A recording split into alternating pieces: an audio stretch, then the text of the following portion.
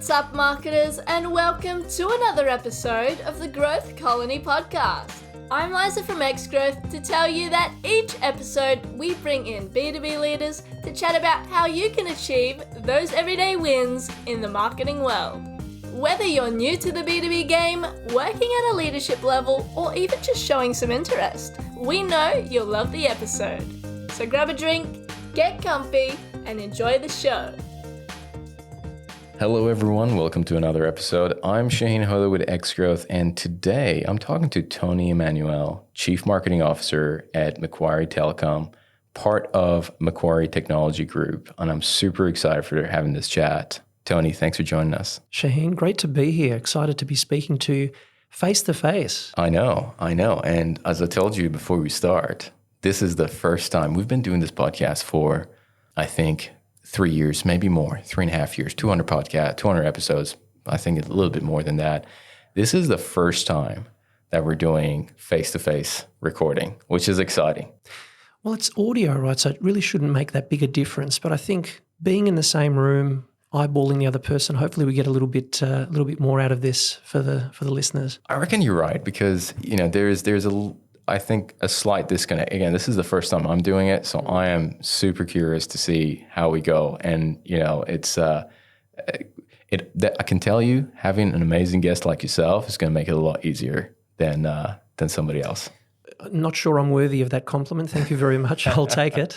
But you were talking before we started about the lineup of guests you've had up until now, and I'm humbled. You've had some amazing guests, so very grateful to be here. Very honoured to be here. No, we've been lucky to have amazing guests like yourself. So very much looking forward to our chat. And we're talking CX today. We're talking CX, and for some of the audience that might not have context, Macquarie Telecom and the Technology Group have been kind of renowned for CX, and I didn't know this until we had a chat. There's even a book written on the organization. So I'm really interested in kind of getting your thoughts on CX, getting your philosophy on CX, because this is something that is just so hard in the B2B space. It's a little bit bland, it's a little bit vanilla, and it's always really hard to kind of get that true customer experience that you might get with some of the bigger brands.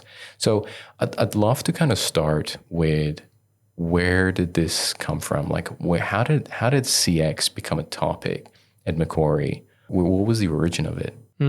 Well, before we get into the history file or play that tape, let's deal with the elephant in the room.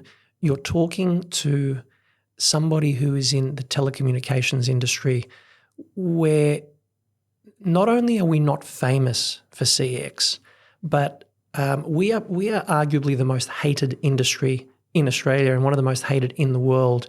I think at one point the banking industry had obviously another well-loved, in inverted commas, industry by its consumers. I think we were receiving 4 times the number of complaints the banks were, and they got a royal commission.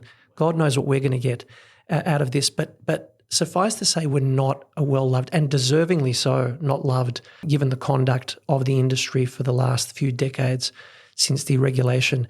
So the big question then becomes, why would a telecommunications or tech company be giving any form of advice on customer experience, given we're so terrible at it? And I'll answer that by going back to the start of the deregulated market in Australia. So that was back in 1993. For those who are old enough to remember or have read it somewhere, there was only one telecommunications company in Australia, which was Telecom Australia, which later became Telstra. It was a government entity. And the government at the time decided to deregulate the market, introduce competition into this particular space. And it was in that year that 2 brothers based out of Sydney, banking background, found an opportunity to say, look, maybe if we can offer a service here that is more competitive, because prices were quite high. There was a monopolist only at the time. Prices were quite high. Offer more competitive pricing and with better service than what the incumbent offered. Don't forget, in those days, they weren't even referred to as customers. They were referred to as subscribers, that was the extent of the lack of CX in what we're talking about, then perhaps we can pick up some customers. And that's how it started. So a very small telecommunications company was formed called Macquarie Telecom as an alternative to Telecom Australia / Telstra.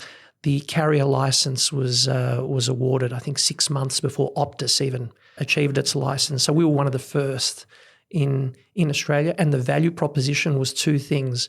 We're going to offer more competitive pricing because we feel you're overcharged, and we're going to offer better service because we think you're underserved. And that became the mantra that evolved over the next few years and all the way through to today, that we, as our vision, are about making a difference in markets that are overcharged and underserved. And that was the start of our CX journey, that initial statement and entry point by our founders, who remain executives, one of them the chief executive of our group, that continues to be the vision and the direction our particular business takes to this day, even though that was our founding principle 30 years ago. I was going to say, it definitely sounds like customer experience was baked into the organization from the early days. What were in the past number of years that has gone? What would you say are some of the key milestones or stages, if you want to call it, when it comes to CX that the organization has gone through? Maybe we can look at the more recent. If there were step changes, I don't know if you would look at it that way, or you would say, no, look, it was all a gradual improvement. We just become better and better at CX. Or if there were step changes that the organization kind of went through. No, it's more the latter. Actually, there were some key events which took place which radically changed the attitude. I mean, the baseline vision and DNA of the company was set by its founders in terms of what I said a moment ago. But there were a couple of key moments where the organisation was transformed from a CX point of view because of some, let's call them unexpected paths or discoveries that the organisation made. I'll give you an example. And I think it'd be useful, actually, before I even give you that example, of telling your listeners where we wound up to give us some credibility, because I've started with we're the worst in the market. I've pretty much explained why I shouldn't be here. Let me explain why I am here, and then we can go through maybe some of those particular milestones. So where we ended up was an organisation which was recognised globally for its customer experience. We've won at least 2 international awards recognising our customer experience, specifically World Communications Awards in telecommunications. We've also won numerous workplace awards that recognise the engagement and quality of our workplace, which is relevant to customer experience. We'll come to that in a moment. And finally, as you mentioned, we had the honour of a book being written about us. Now, this is the same author who wrote about Ritz-Carlton and Airbnb and Mercedes-Benz and Starbucks about their customer experience. All American companies decided, and European companies decided, to write about a small, at the time, telecommunications company in Australia and its evolution. Now, there were 2 things, the author's name's Joseph Michelli. There's 2 things that Joseph said at that time when he first discovered us or first heard about us. Number one, fell off his chair and thought it was a practical joke when he heard that it was a telecommunications company. And secondly, and this is going to hurt most of the people listening, that it's a company from Australia. We have a terrible CX reputation globally. Where the Americans believe that anything they touch in the world of customer experience is superior to most organisations in the world. I think often justifiably. Other times, perhaps, I don't know if you've flown an American airline, but probably not as much in aviation. Boy.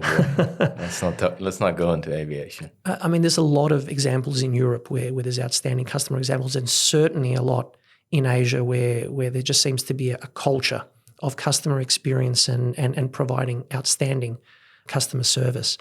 Not so much in Australia. So the combination of a telecommunications company and an Australian company, Joseph actually thought it was a practical joke when he was first told to have a look at us. So we were incredibly honoured that he did, and that we're in the same company as some of those amazing brands in customer experience. I want to come back to the step changes that we talked about, right? But what do you think changed Joseph's mind about Macquarie? So first he thought that, this is a joke. What are you talking about? Why should I talk about this organization? What do you think changed his mind and made him want to dig a little bit deeper? Time and getting to know us better. So his first exposure with us was we actually decided, and this was one of the, going back onto your steps, I guess, of change, one of the first ones was we decided to seek inspiration externally to the telecommunications and technology market. We felt that if the market and the industry is disliked, then perhaps better examples of how we should be treating customers exist outside of our industry. So we looked to hospitality, and specifically we looked to the Ritz-Carlton about how they do things and why are they one of the most revered brands in the world in customer experience. And interestingly, Ritz-Carlton actually have a program beyond the running of their hotels. They have a leadership program where they actually evangelize and work with organizations around the world to improve their customer experience. They have a totally separate arm of their business that does that. And we engaged them, and we actually had one of their team come out from the United States to Australia to talk to us about how they create outstanding customer experience and what sets them apart and how we could potentially adopt some of those things within our business. And it was at that time that we started finding out more about Joseph Michelli and the book he was writing. And we reached out and said to him, Joseph, we've had this amazing experience with the Ritz-Carlton. We'd love you to come out and perhaps have a chat to us more about the book you wrote. He wrote the book on the Ritz-Carlton about the, and he politely declined and didn't come. And that was where he says, come on, that must have been a practical joke that an Australian telco is actually trying to find a better path to customer experience. Having said that, we entered his radar and kind of stayed in touch over the next 3, 4, 5 years. And every time Macquarie would get an international accolade on customer experience, just his antenna would sort of prick up and he'd look at it, and then next thing he'd have a discussion. And then over time, he saw that the evidence points actually were real and, there's something going on here, I might dig deeper, and actually spoke to our chief executive and said, look, I think there's a good story here. I think there's a story worth telling, but I'll only do it if I have complete access to your organisation and its staff, complete access to your customers, and there is zero to be entered in by you guys. And this is my project. I'll write whatever I see fit. I'll have access to your staff. I'll have access to your leadership. I'll have access to your clients. Do you agree to those terms? And we did. So it was on that basis. That's brave. It is, I guess, because you don't know what direction it's going to take. But I think we're in a position where we felt comfortable backing ourselves on it, and it worked out very well. We're fortunate that that book has now not only been released in Australia but around the world. It's doing quite well in the United States. So the book's name is Customer Magic: The Macquarie Way, and it's it was released. I think it was October last year. Yeah, it's very recent, recent, and we'll put a note in the show notes for everyone who's listening to kind of pick it up. But coming back to the step changes, All the other ones. Tell me a little bit more. I mean, you've engaged Ritz-Carlton for the training. What are some of the other critical events that you think has shaped Macquarie's current and today's CX? Well, I think our implementation, we wanted to develop a more formal customer experience program, and most organisations in our space, and for that matter here in Australia, in the B2B space, increasingly look to a Net Promoter Score as a customer service metric, and that was something that we struggled with prior. So our leadership team recognised that if you don't measure it, then it doesn't exist. So we needed to measure customer experience. We needed to measure customer service, CSAT. And one of our marketing team at the time came up and said, right, I'm going to create a framework, and created a list of 50 questions that would go out to our customer base. And we submitted that. Obviously, customers responded in a less enthusiastic way to a list of 50 questions. And naturally, people sort of palm that off to maybe a junior member of staff or outwardly refuse to fill it out. And then when the data comes back, our executive team would mull over that particular data for days and, okay, how does question 1 relate to question 25 and what's going on here? And in the end, after that entire process, we were no closer to understanding the nature of the sentiment of our customers, what directions we should take, et cetera, et cetera. And for everyone's reference, when was this?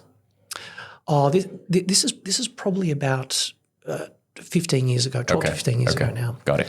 So it was around about that time, about 10 or so years ago, that a member of our executive team and our CEO came across the book by a gentleman called Fred Reichheld. Now, he is the father or founder of Net Promoter Score, and he was with Harvard, I believe, at the time, and wrote a book called The Ultimate Question. Now, for those who don't know, most of us, I guess, know what NPS is. It's that question we always seem to get at the end of everything we do these days. What is the likelihood of you to recommend us to a friend or colleague on a scale of 1 to 10? Fred Reichheld determined that question perfectly captures the sentiment of customer service, at least for that individual. It's you can boil down those 50 questions to one question and get a clean feel for what the sentiment of that customer is. If they're a 9 or a 10 out of 10, they're a promoter. If they're a 7 and an 8, they're a passive. And if they're 6 and below, they're a detractor. And you end up plotting the number of detractors, number of promoters. And you effectively get a bell curve where the vast majority of organisations are zero, are neutral, have an equal number of promoters and detractors. And so we decided to go down that particular path and implement that methodology. And I remember at the time we actually produced lanyards and internal programs to try and get us to plus 20. Would have been a huge achievement. The majority of the industry was in negatives. We were in some divisions single-digit positives, in other divisions negatives. We had the aspiration to get to plus 20. So the implementation of NPS for us at that time was one of the critical step changes to getting towards CX excellence. But the method in which and the manner in which we implemented was the real key. And there was a lot of organisations, including our competitors, have implemented NPS. That alone isn't anything magnificent. It's a good start, but nothing magnificent. But the things you do with it that might be different to the others are where the magic is. And that's where the book goes into it in a little bit of detail. I'm happy to give you some headlines if you like. I'd love some examples and elements that people can kind of think about and potentially even implement in their own organization. Sure. I mean, ultimately, of course, I'm going to recommend you to read the book, but I'm happy to give you a few of them. The elevation of the response rate was probably one of the first areas, Shaheen. So, how do you get to a position where after somebody calls your contact center or after somebody engages with you on a service, that a large percentage of those particular customers decide to respond to the survey? So we were able to get the survey up to a 70% response rate, which is incredibly high. Think about the number of times you've been presented with that question and the number of times you've probably ignored it and moved on. Looked for the X in the top corner. Yeah, like I've spent enough time on the phone. Last thing I want to do is spend another minute and a half trying to, or even 30 seconds doing the survey. So getting to a position of 70% plus response rate was key, and that was about demonstrating the value back to those particular customers, that the feedback they were going to give was going to make a difference to their experience moving forward. It wasn't just about tell us how things went so that the next guy can improve. It was tell us what happened there so that we can improve your service ongoingly to you. So that was the first thing. You have to understand the people who contact us, the customers that contact us through our contact center, aren't typically contacting us to say what a magnificent job we're doing. They're calling up because they've got a problem. They've got an issue at the time. They might have an outage. They might have a problem with one of their services. So they're calling with an expectation of resolution and service, not with necessarily the most positive mindset. Yeah, I love you guys. Just wanted to let you know how great you are. Thanks. You guys are awesome. Thanks. Yeah, I'll do the survey as well while I'm at it. So if they're coming in with that mindset, to encourage them to take the survey, you need to demonstrate what's in it for them. So that was now, as soon as you get to that particular point where you're doing a larger number, a larger sample, you can start doing some interesting things. You can start stack ranking particular departments. You can start stack ranking individuals. You can start seeing in your organization which people are consistently getting great outcomes in customer experience, getting those 9s and 10s as promoters, which individuals are not. How can we help them? You get peer pressure coming into the mix as well, because nobody wants to be the person labelled as not providing the highest level of customer service. You start to get competitiveness between departments and divisions, and you start getting help as well. Like individuals then also rally around their team members because they want to elevate anything that's not quite right. So you get this critical mass developing behind it. Once you can get to a larger number of surveys, you get a critical mass where you can start really pushing for higher results. So that was one of the most important elements of the introduction. The other one was supervisor feedback, where if there was a detractor, the expectation was that a supervisor, a more senior person, respond to that particular feedback within 24 hours. So I think it's incredibly frustrating for a lot of people giving feedback. They've taken the time. First of all, they've had an experience which is, let's say, suboptimal. Then they've taken the time to actually say, you know what, I'm going to tell this service provider that I wasn't happy with what just happened. I'm going to score them. I'm not going to give them a 7 or an 8. I'm going to give them a 5 or a 4 for what they did. And I might even make a comment as to why I thought, and then nothing happens. And you think, well, I had a bad experience. I told you that I had a bad experience. I told you a little bit about the nature of the bad experience. Nobody seemed to care to follow up. I mean, putting aside resolving it, just following up and acknowledging it for starters, we found that fundamental to the change. Must follow up any detractor feedback within 24 hours by a supervisor to say, look, we've seen that you weren't happy with this. Can you go into it in a little bit more detail? How can we help you? What can we do? And the follow-up is greatly appreciated.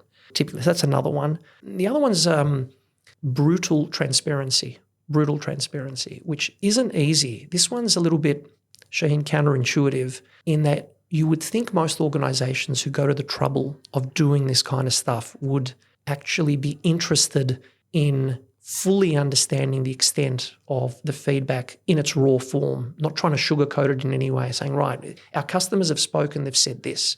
When it came to billing cycles, they've said this. When it came to service assurance, they've said this. When it came to time of purchase, they've said this. And as an executive team, process that data, fully understand what it means, publish that data within the organisation. It takes a level of bravery to do that, and it can be very confronting to actually see the voice of your customer turning around and saying, well, I'm not happy with this, this, and this. And then individuals responsible for those functional areas having to turn around and accept that across the organisation, visible to the entire organisation. So it's not easy, but it's completely required in order to be able to progress in these particular areas. So to give you an idea of the level of transparency we might employ, in our hub, which is our contact centre, we have screens, and for that matter, we have large screens in all of our offices as well, and in front of the CEO's office and in front of all our salespeople and in front of the various locations and data centres that our business has. Large screens with real-time data showing the NPS as it sits in real time at that moment in time, broken down by divisions, stack ranking by teams. We even have verbatims. So if we've had somebody contact our hub, for example, and give feedback and say, look, this and this happened and I'm not thrilled about it, that will come up on the ticker tape at the bottom of the screen, visible by everyone. So you'd almost argue an extreme level of transparency and visibility so that everyone in the organisation is clearly aware of when things are good and when things are not good. And then when we get together in our town halls, we'll put up an example with a smiley face of, here's a customer and what they said about us who gave us a 9. And here's an example of one that gave us a 3 and show it to everyone. So that level of transparency for a lot of organisations, not easy to do. I can imagine. Does the name of the person who dealt with that customer appears right next to the comment that in the dashboard? Yeah, with our hub team, it can. Wow. Yeah. Wow. And look, it's not designed as a shaming mechanism. No, of course. It's not designed to say, this individual took the call. It's not so much about that. A lot of the time we show the name of the customer. For example, it's this particular organisation has given us that feedback to put it in context, rather than necessarily putting up the individual. If there's some feedback on the ticker tape that's coming up, I'm not sure we'd put the name of the individual who served that on that. But certainly in the stack rankings, the names of the individuals are there. So when you look at over the last week, the experience that our customers have had with particular members of our service crew, this individual's right at the top of the list. They've had a consistent a result of +80. This individual, not so much as at +40, so +30. It can be. Yeah, but it's not designed to belittle the individual that hasn't performed as well. It's designed to lift the team result, and it's about then helping the entire function lift rather than shaming. Yeah, but also I would imagine that filters out some of the people that might not be aligned with the culture as well. That, if they're not performing, rather than the organization going and making a call, they would just go and say, this is maybe not this is not for me. Do you find that being a potential byproduct of having that? Because I've heard a lot about some organizations or some methodologies that it's like, create an environment, we're very strict about it, and you are measured on these components, and they find that people who are not potentially a good fit might self-select and leave the organization. Now, I don't know if that is as true here, because Macquarie has been doing this for a lot of years. I hear this quite often when organizations introduce something like that. Yeah, and then they have attrition. But I don't know what you're seeing on that front. Well, let's go back to what we were talking about previously. I said I'd come back to it, which is the linkage between workplace culture, the people, and customer experience. So the first thing you have to get right on that is recruitment. Okay, before we even look at self-selection out and what changes we need to make to the existing people, let's talk about recruitment and how you attract the right people in your organisation. So our position has always been customer DNA, or the approach to customer, is tough to train, if not impossible. Technology, the business that we're in cloud computing and cybersecurity and networking, those areas we can train. So we typically, particularly for our contact centre, we typically don't hire people from our competitors because we feel like they've had not the best training in terms of customer experience. I mean, it stands to reason if as an industry we're not well received, then the majority of players in that industry probably don't have the right approach to customer experience. So why would we be seeking people from within that same industry if there are other industries where the customer ethic and the customer experience is superior? We should be looking towards those, particularly if we can train the other elements, train the technical elements. So we start from that in our recruitment pieces. We don't look primarily for the technical expertise, which we can train. We look primarily for the customer service gene or the customer DNA, which we expect throughout our entire organisation, even if you're not customer facing. Even if you're not customer facing, you must have that attribute to be able to get through our recruitment processes in our organisations. That's number one. On that, I want to unpack that a little bit more.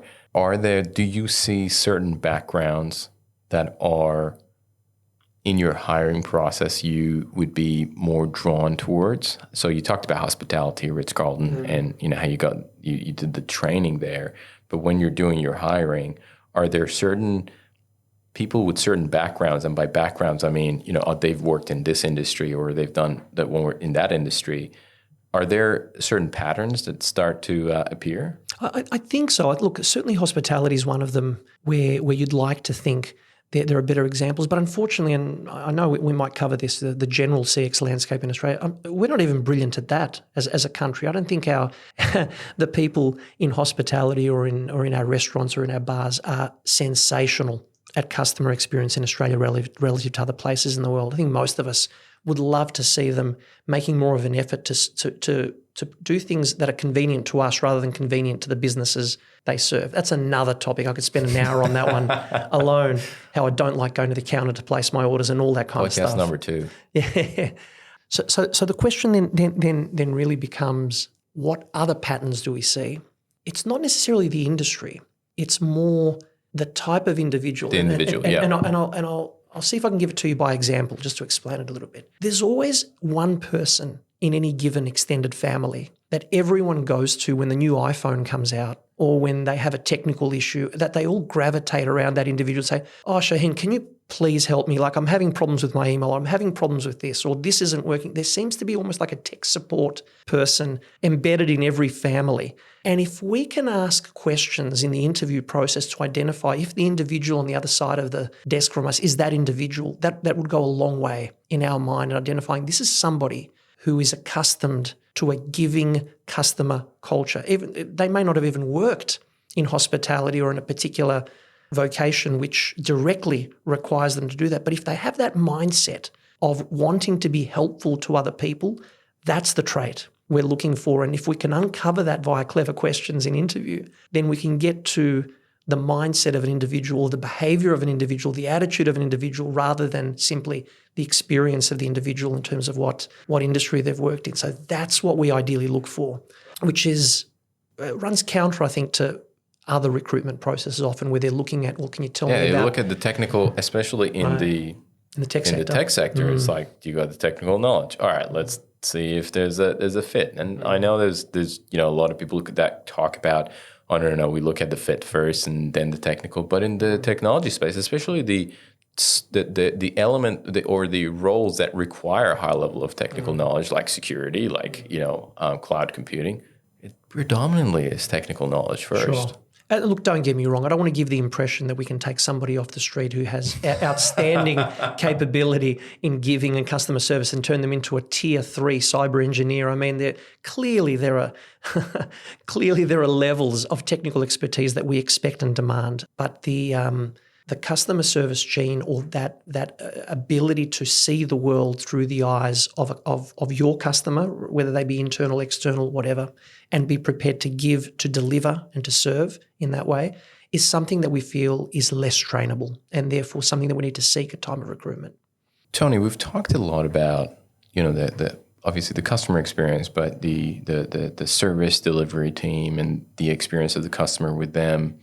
How does the responsibility of, NPS is, I want to get into if there are other KPIs that you measure other than the NPS, but the goal for keeping the NDS, where does that fall? Who's accountable for it? Is this marketing in Macquarie? Is it, customer service? Is it, operations? Where, or is it where does it live? Diffused? Yeah. Who stays accountable for this? It's a killer question and highly relevant as another element of the NPS journey that we've done a little bit differently to the others. So in a lot of organisations, particularly of late, you find that there's a customer experience officer or head of customer experience. We don't have that role in our organisation. We believe it is owned by each and every one of us. And the expectation on that is that every team and every leader embed that into the metrics. I'll give you an example. In terms of our at-risk or bonus structures, our pay, every individual in the company, from the CEO to a contact centre operator, has a portion of their at-risk pay attached to the NPS result. So we all have financial skin in the game on that. It's not, although I'm the CMO and I'm talking about it, it's not owned by me. You could argue it's owned by our chief executive. It is the core of our differentiation. You have to understand, Shaheen, also, we're in an industry where often the products can become increasingly commoditized. Yes, we can exhibit differences, technical differences in cyber and in cloud, etc. But in the telco products in particular, as my MD often says, our dial tone sounds exactly the same as that of our competitors. So to differentiate in a hyper-competitive, commoditized market, you must go down the path of service. And to do that means that it can't be owned by one function, by marketing or by sales or by even the executive team. It needs to be owned by all. It needs to be driven culturally by the leadership. That much is definite. But it needs to be owned by all. So the customer DNA, as we put it, needs to flow throughout the organisation. And then you have various programs. I'll give you another example. Reward and recognition for us is typically through storytelling. So we have our Heartbeat Club program where we get together at numerous times. It might be at our town hall. It might be on our weekly customer call. It might be at our team meetings where we actually give examples and stories of someone that has done something outstanding for a particular customer. And we recognise that at times across the entire organisation and the outstanding examples are rewarded as well. If somebody has done something brilliant for a customer, that would be not only recognised but rewarded as well. They might win the customer service of example of the year award or the Heartbeat Club of example of the year award. So there are programs that are designed to reinforce that existing everywhere rather than having one reporting function, one single owner, one area. The metrics, though, continue through all teams. So in that sense, we're all accountable I have an NPS metric on my marketing team. I have our sales teams have NPS metrics. We actually then have two types of NPS. This is another one for your listeners, I guess, to consider. The more traditional one is transactional NPS, which is the NPS measured at the end of a customer transaction. So at the end of they've just had a service delivered, we ask the question then, that's a transactional NPS at the end of customer delivery. They've just had a fault. They've contacted our contact centre. They've engaged us for a resolution, for service assurance. That is a transaction that is measured, NPS transaction measured at the end of that particular issue. The other one we use is relationship NPS, or NPSR. So that is the general sentiment of the customer over the course of a year. Rather than looking at a specific transaction, the delivery of a service, the resolution of a matter, you go to your prime customer owner, typically a senior member of that particular customer, and say, considering the relationship you have with Macquarie over the last 12 months, what is the likelihood of you to recommend us to a friend or colleague? So you're asking them to put on a broader lens over a broader period of time to assess the relationship between the organisations rather than just the individual snapshot transaction at a matter in time. And that provides a different lens and a different way of looking at customer experience. So that's another example, I guess, of something that we might do a little bit differently to the others. So that's interesting. NPSR, very interesting concept. Do you find, because you're in B2B and a lot of people talk about that, B2B, you have multiple stakeholders, there are multiple decision makers. Do you find that that's usually just one person that you need to get that feedback from? Or is there a plan of capturing that from multiple people, taking the average of it? How does it work when, you have a client that's a very large client, they're spending millions of dollars with you, and there are multiple people that are involved in there? Or do you usually find that it's just one person? For the NPSR? For NPSR. For the NPSR, we typically go to the senior stakeholder. So in the case of our engagement, say with an organisation that we sell networking and cybersecurity services to, we would typically go to somebody like the CIO for that particular feedback, because they would act as the roll-up of all the feedback, all the interactions that we've had with members of their team. Their infrastructure manager dealt with us on a particular outage, for example, and their procurement manager may have dealt with us on the provision of a particular service. All that feedback, the day-to-day feedback, tends to roll up to the more senior individual, and they tend to get a broader view of the relationship between the vendor and the client. So we typically go to that level to say, right, and also that then places the need for us to engage strategically with those senior individuals as well, to turn around and say, right, beyond the tactical stuff we're doing with your organisation, we're meeting with the senior stakeholders on a regular basis and adding value to their organisation beyond the bits and bytes, so that they can capture not only the aggregate of all the transactions that roll up to them, but value over and above that makes a difference to their particular organisation. So that's why I think that level is a better one to capture the relationship NPS, the NPSR, rather than going to a functional area that might have a specific lens in one area only. Very interesting. Very interesting. I love that view and having both of those angles. I want to change track a little bit, and I want to talk about what you've tried that hasn't worked. The you can call it failures. You could call it things that maybe have flopped. Whatever level you want to put on it. What are some of the things that you've tried on the customer experience front that hasn't resulted in what you wanted? That might be a bit counterintuitive or might not make sense. What comes to mind?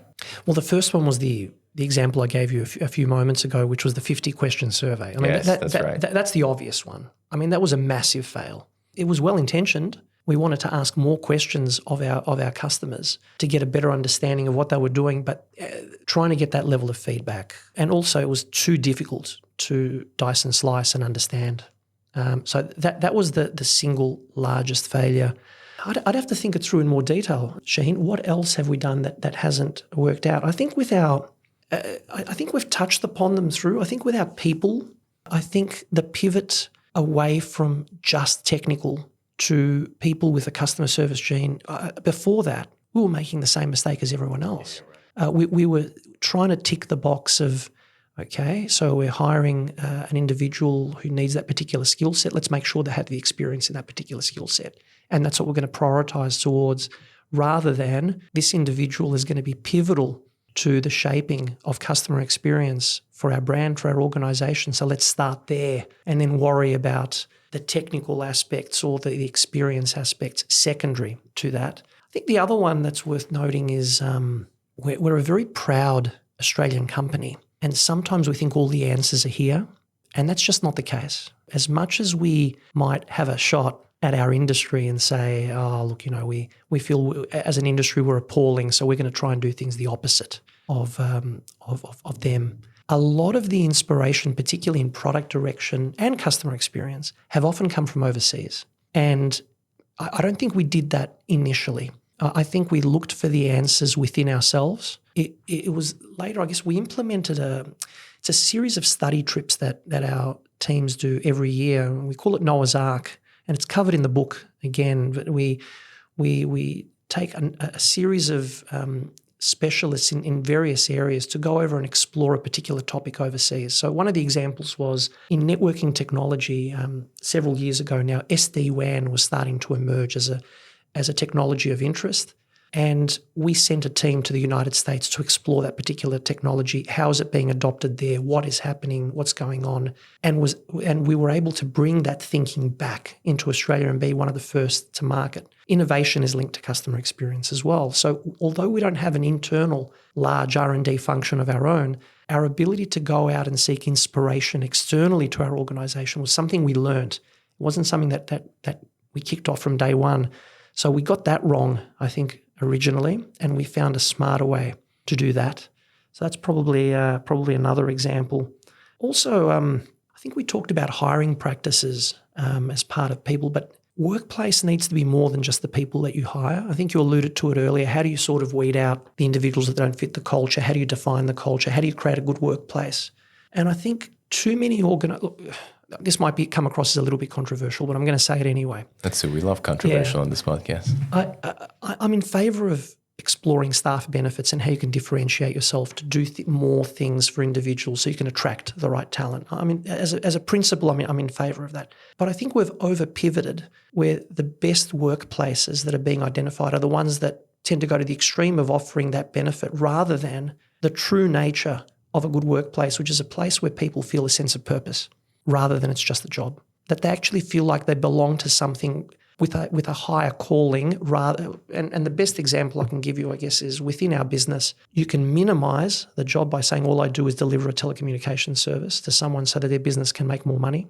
Or you can pivot and say the day-to-day things I do that make a difference to those particular organisations over and above the technology that I deploy are making a difference to organisations that really haven't had a voice in our particular market, that the enterprise, because we often deal in the mid-market, Shaheen, which we feel is the unloved area of the market. The enterprise side, the really top companies get a lot of resources thrown, a lot of service providers thrown. All the big vendors and everybody loves the big teams, their A-team, your sales enterprise people. Agreements, and here we go. All that love, all the resource, you get, stacked with resources at the really high end. At the low end, they often don't have the ability to invest in that assistance from a third. So there's a mid-market where they need the assistance, they need the resource, but they don't really have the same budgets as an enterprise organisation to be able to go into that. So they're looking for help, and they're often overlooked.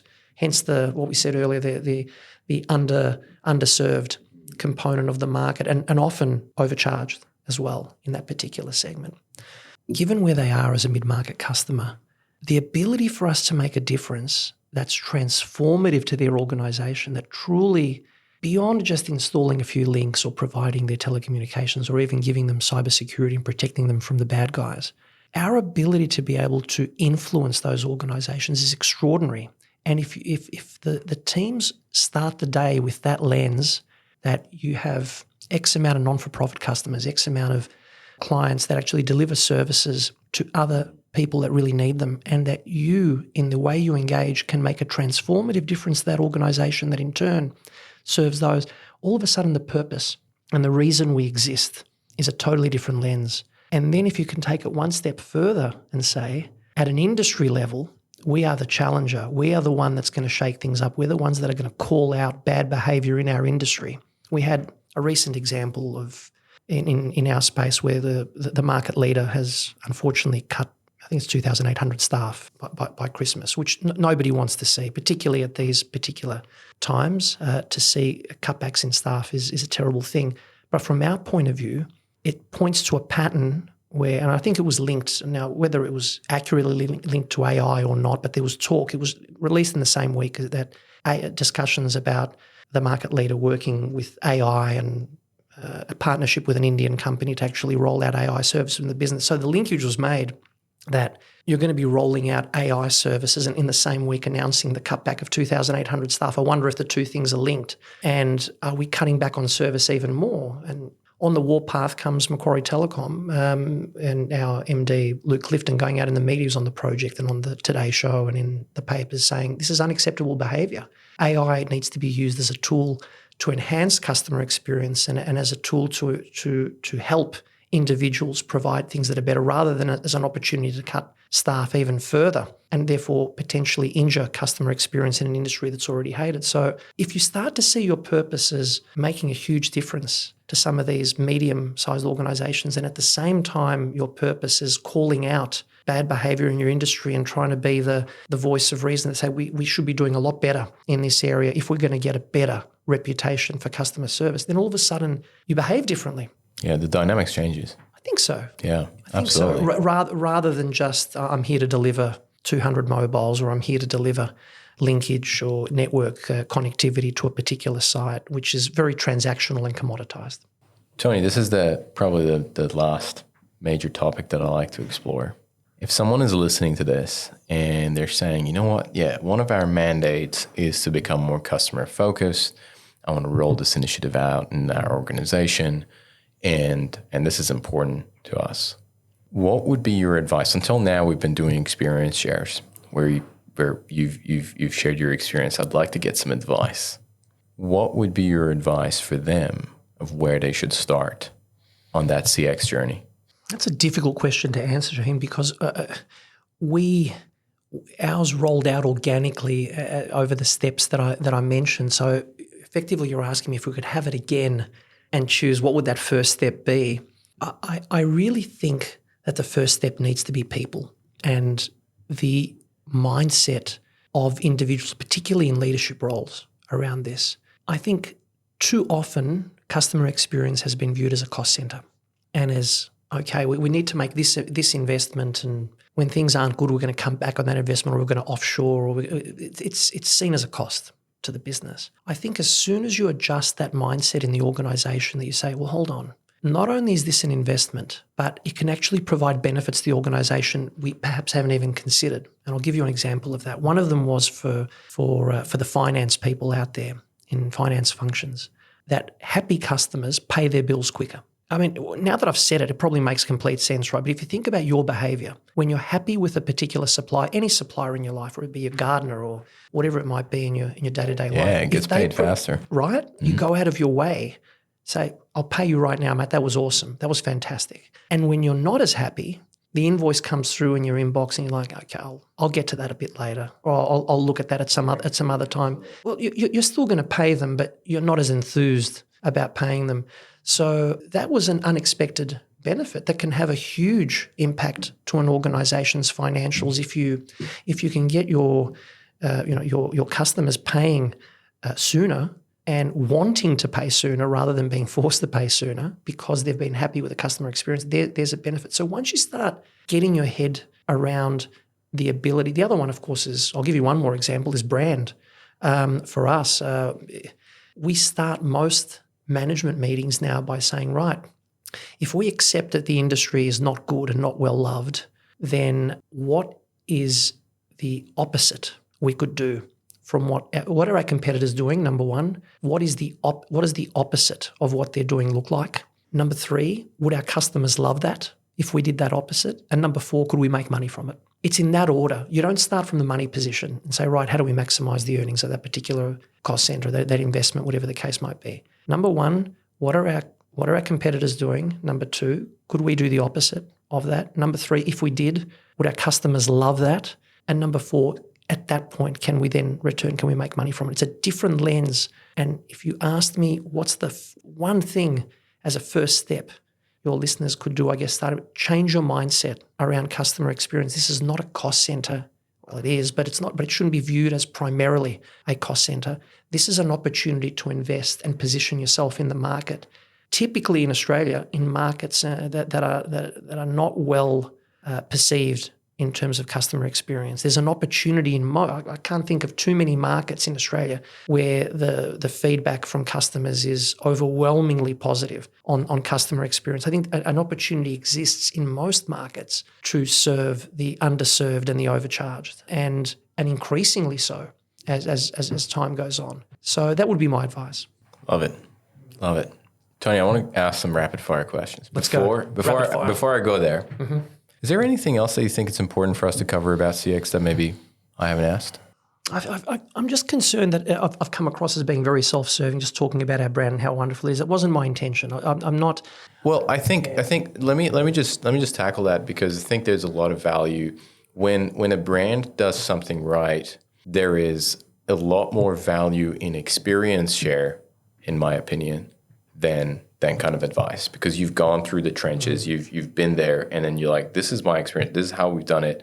I think that's a lot more valuable than hypothetical advice, sure, in my opinion. So I think sure, what we've covered has been a lot of golden nuggets. I'm asking your listeners, I guess, to perhaps, because our brand, we're a B2B brand that targets very specific segments of the market, so we're not well known by everyone, that the objective was not to say how awesome we are, but rather to say, look, here's where we started, a very humble Australian story about two brothers starting a telecommunications business to offer a competitive service against telecom at the time. And where we've gotten to now is a $2 billion plus market cap ASX 200 listed organisation that builds data centres and does cybersecurity to the federal government and offers cloud services and continues to host some of the most important and secure environments for some of the most security sensitive organisations in the country. They're two wildly different propositions, and without a doubt, the primary reason for that particular achievement is our attitude towards customer. So that's the reason. I had to give you the end state of where we got to in the book and all that kind of stuff in order to justify me even being able to speak about this, let alone share the examples. So I love it. I think I seek forgiveness from your listeners if I've overindulged in that area. I think there's a lot of golden nuggets, and I think you're going to get a lot of messages on LinkedIn probably after this. Are you struggling with your campaigns? Maybe they're not performing as well as you thought they would. Well, luckily for you, the team at Xgrowth have nailed the art of account-based marketing. So if you'd like to know more about how you can hop on the ABM train, book a free consultation with the account-based marketing experts at Xgrowth to help you get started with your ABM journey today. Let's do some rapid fire questions. Sure. Okay. Let's go. So the first question that I have for you is, what is one resource, and you can't talk about the Joseph's book on Macquarie, but what is one resource? It could be a book, a blog, a podcast, a talk, whatever it is, but a resource that has had a fundamental impact, foundational impact on the way that you work or live. And if it's more than one, I'm happy to hear it. Yeah, look, to be honest, I don't want to pretend I'm someone I'm not. Our CEO and my MD are both avid business book readers, and we've had a culture in the organisation of adopting particular books, including Customer Magic, I guess. But more to the point, like the example I gave on Fred Reichelt's book, The Ultimate Question, was a great example how a book was transformative in what we did. So that was one. Good to Great was another book that was adopted by our organisation. For me, I've just always believed in mindset. I know it comes across as a bit cheesy, and I've got young children, and just we were reading Dr. Seuss the other day, The Places You'll Go, and I just thought that was amazing. I know that's probably not the book you thought I was going to mention, but it is a book about positive mindset and being able to challenge yourself, and it's highly appropriate, obviously, for young children. And look, sometimes rather than me advocating a particular book that was transformative in the business landscape, I'll let 1,000,001 of your other podcasters talk about that. I'm going to talk about a children's book that just made a difference to my children. I think continues to make a difference to mindsets of the young. And as a person who's now older in my particular career, it's about giving back. And letting the next generation have a crack. So I found that book to be very important to my family and to the children having a different mindset about what they can and can't do and what they should be striving to do. So an unusual answer, I'm sorry. I love the answer. I think, you find inspiration in places that you least expect sometimes. Second question, if you could give one advice to B2B marketers, what would it be? One advice to B2B marketers. I recently came away, we were fortunate to present at the B2B Marketers Conference in Sydney with Luke Clifton, with my managing director, group executive. And one of the things that, I love the content, and Emma does a fantastic job of organising that particular conference, full credit to her, and great speakers. But one of the things that I found interesting was the presentation of the content itself can be dry. And we have a reputation as marketers, particularly in B2B, of being the boring cousins of our B2C family. And I don't think that has to be the case. I think if I gave one bit of advice to B2B marketers, be bolder. Stop being boring. There's an opportunity out there. We have this assumption that the buyers in the business landscape are some other transformed individual that as soon as they put on their work clothes, they become boring and analytical. They're the same human beings that are purchasing consumer services, and they're going to respond to the same stimuli that work in consumer marketing. Why do we insist on being boring in the B2B industry? I don't understand it. So look, we're trying to lead by example here and do crazy and wacky things, and happy to put a link there in your post of our latest campaign. We just try and do silly things to try and get cut through. And yeah, if I had to advise anything, just stop being boring and try and do some different things out there, and maybe we can all be more bold and less vanilla in this particular space. I love that. That's such great advice. Who are some of the influencers or thought leaders that you regularly consume their content? Or you've talked about Emma. She organizes the B2B marketing conference here. But are there any particular people that are on your radar? Look, I'm the same as most people. I guess I tend to scroll social media, and at times you stumble on similar people. The Simon Sineks and the Gary V's, and all giving solid advice in a number of areas relating to marketing and sales that I think is valuable. My primary inspiration, and I know this is going to really come across as cheesy, but my primary inspiration comes from clients and from speaking. Like if I spent a large portion of my career in sales, and there was nothing more energizing than a good client meeting. Yeah. Just you get out there, and I've got to call out one of my I won't name him because I don't want to embarrass him, but one of my clients who is at the later stages of his career is a CIO of a major manufacturing company here in Australia, and he's in the process of retiring. And I just reached out to him and I said to him, "What advice do you give me? Like, I want to reach more CIOs and get our message across. What advice do you have in that particular area?" And he said to me, "Tony, look, I'll think about it and come back to you." And to be honest, I just thought that was okay. I probably won't hear anything again. He probably couldn't be bothered going into that at this stage in his career. He's probably had enough, and the last thing he's going to want to do is give me advice on how to reach other CIOs. He thought about it, and a week later came back with 4 pages of well thought out material about what works and what doesn't work in taking messages to CIOs.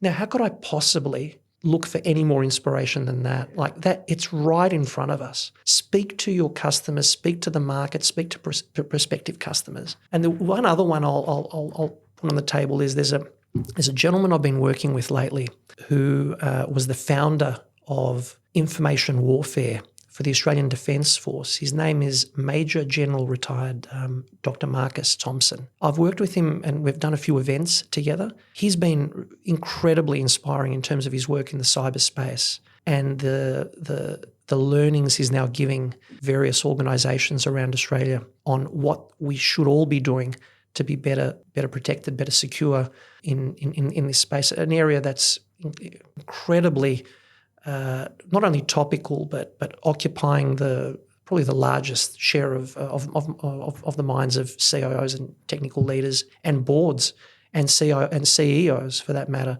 as we try and work out what are we going to do in the world of now AI and deep fake and all that kind of stuff. It's quite daunting to seek inspiration from people like that who are trying to guide Australians, both individuals and businesses, in how to navigate that incredibly complex landscape in that area is inspiring as well. Last question. Okay. Last question I got is, what's something that excites you about B2B? Something excites you about B2B today? Today, the opportunity that we're not there yet. And I think I mentioned it earlier. Like I mentioned about boldness. I mentioned about customer experience. I mentioned about being able to make a more profound difference than what we might at times think. If you add all that up, that creates a very exciting upside that's yet to be uncovered in B2B. But I think a lot of fellow marketers are starting to realise this. Like I could tell by the conversations I've had recently, even at the B2B marketing conference, everyone's like, we're on the cusp of change here. B2B isn't going to be boring moving forward. We're all going to be a little bit more daring. We're all going to look for a better customer. A lot of the things that we just naturally associate with B2C, even like, the level of creativity in campaigns. We've always just seen, B2B is more functional rather than more logical. More logical, more defined. Yeah, like A plus B leads to C. I think most marketers are now starting to get to the point to say, no, hang on a moment. There's opportunities here to be creative, to break the mold, to do the opposite, as we said earlier, to use techniques that are used often in B2C, to invoke emotion and response, which you wouldn't think has a place in B2B marketing, yet it does. And increasingly, we're coming across that. I wish there was an index for that. How could we measure that? What do you exactly. think? That's what I mean. Like, I wish there was an index because, I've heard that as well. Oh, we're boring. We've got to dial it up. We've got to be more bold and all that stuff. Yeah. But, then I don't think anyone objectively can say, oh, now we're a little bit bolder today than we were yesterday. We need to look at the number of people complaining about our marketing, and the more people that are complaining about it, the better it's becoming. More people complaining is better. It's good. You want to look, if you haven't pushed the boundaries. I think you're right. If you're going safe, middle of the road, just to make sure that nobody complains, then the argument is you haven't pushed far enough. You've got to. There's in any given audience of thousands, potentially millions, depending on who you're targeting. There's always going to be an element of that's not for me, or how could you say that, or why would you? I mean, these days we can't even say Happy Australia Day without it being a controversial statement, right? Like some people are going to say, well, no, I don't want to honour that particular day. Other people are saying, but hang on, we're Australians, should be proud, and even that can be divisive. So if you're not prepared to take a stance where at least some people are going to get offended at something, then I think you've probably played too safe, and maybe that becomes our index. So dial up the number of people you offend. I think so. Why not? That. I mean, come on. Let's not become outwardly offensive and obnoxious for the sake of being obnoxious. No. But hold strong opinions. Well, I think even organizations can hold strong opinions. I agree. I'm not a huge fan, to be honest with you, Shaheen. I'm not a huge fan of organizations taking political stances. No. Sorry, to be honest I didn't mean political. I know you didn't mean that, but I think it's a trend. And it's worth just briefly touching on before we close out.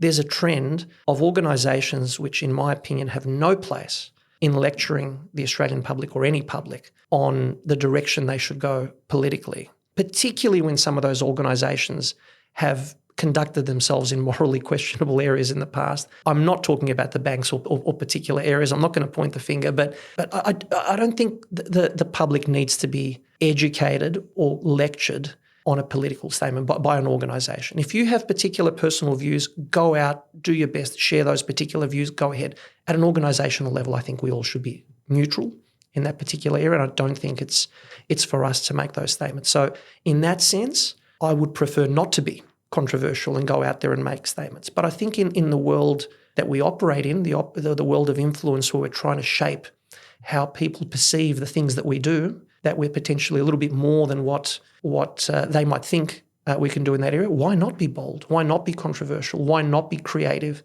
in getting that message across? And if through that process some people disagree with you, then so be it.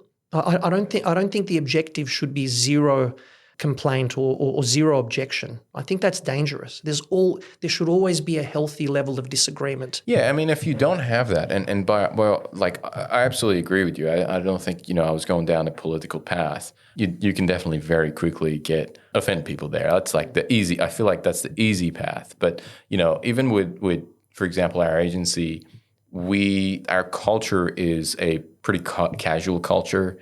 It's a pretty friendly culture. It's a pretty open culture. And when we work with B2B organizations, sometimes it doesn't gel very well. Like some of them very corporate, no, we can't do this, we can't do that, we can't do this.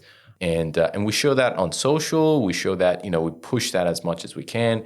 And sometimes people go and say, that's not for me. And I think like we as an example, I think we can do even more of that. But that was really what I was referring to. It's like really putting out your personality out there and let that paint the culture of the organization. And then there will be some people who'll be like, just like you said, that's not for me.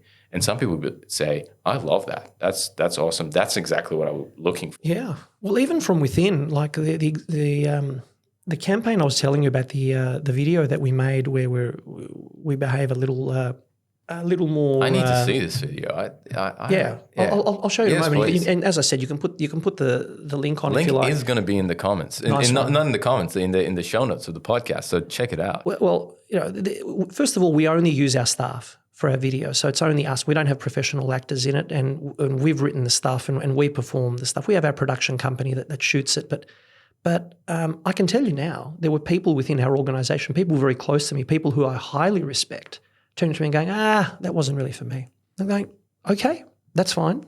We're creating something different. We're trying to do some cut through. We're trying to be funny. We're trying to be bold. We're a bit silly. Like Luke often says, we take our work very seriously, but we don't take ourselves too seriously in this. So we're going to give it a go. And if it lands on some people as, you're trivializing some very important functions in our B2B landscape, like cybersecurity, this isn't stuff that you really should be joking around about. We respect that. We understand it's a serious matter affecting millions of Australians, and of course we take the topic seriously. But the way we communicate it, if we choose to use a bit of humour, I don't think that's worthy of offence. And if people disagree, tell me you disagree. That's absolutely fine. But if we go boring on that matter, our message just simply won't get across. So you've got to balance out between the two. And I just think overall we sometimes err on the side of safe. Tony, this has been an awesome conversation. A lot of fun. And I really appreciate you came on the podcast. And I'm really glad that you mentioned, should we do this in person? Because I can shake your hand now, which we can't actually do over. We can't do over Teams. Yeah, exactly. So thank you so much for coming on the podcast. Thank you for your time, and thank you for all the awesome insights. It's been a pleasure being here. Thank you very much. Today's episode of Growth Colony was produced by Alexander Hipwell and Liza Maywald. It was edited by Dave Samito with additional editing by Liza Maywald and music arrangement by Alexander and Liza. Special thanks to Tina Wabe. We couldn't make the show without you. Growth Colony is hosted by Shaheen Hoda, Director of Growth at Xgrowth. If you enjoy the podcast, please subscribe and give us a rating on Spotify or Apple Podcasts. Do you think you'd be a great guest or just keen for a chat? Send through an email at podcast@xgrowth.com.au. That's podcast@xgrowth.com.au. That's all for now. We'll catch you next week, right here on Growth Colony.